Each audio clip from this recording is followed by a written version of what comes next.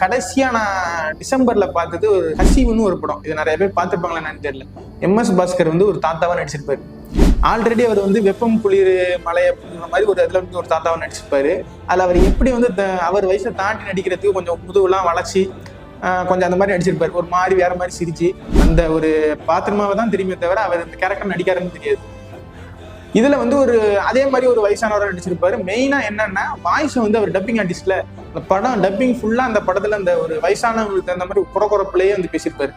அவருக்கு அதெல்லாம் நான் ஏகப்பட்ட இது வந்து நிறைய இதை அவர் தான் பேசியிருக்காரு. நிறைய பேருக்கு தெரியாது. சில பேர் கண்டுபிடிச்சு சொன்னாதான் தெரியும். அவர் வந்து தனியா இருப்பார். பசங்க கிடையாது, அவங்க ஒய்ஃப் இருப்பாங்க. வந்து கடைசியா வந்து அவர் ஒரு சிச்சுவேஷனுக்கு போவார்.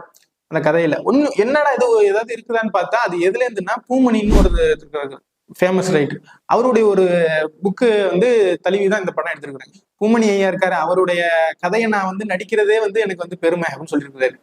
ஏன்னா அவர் அந்த அளவுக்கு இம்பாக்ட் உள்ள ரைட்டரு.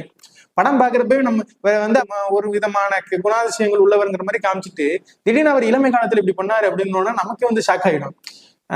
அதனாலதான் அப்புறமேல் தான் நமக்கு தெரியும் அதனாலதான் அவர் இப்படி இருக்கிறாரு அப்படின்னு. அந்த ஒரு வயசானவங்க அந்த கிராமத்து சைட்ல எப்படி இருப்பாங்களோ அது மாதிரியே நிறைய படங்கள் நடிச்சிருக்கிறாரு.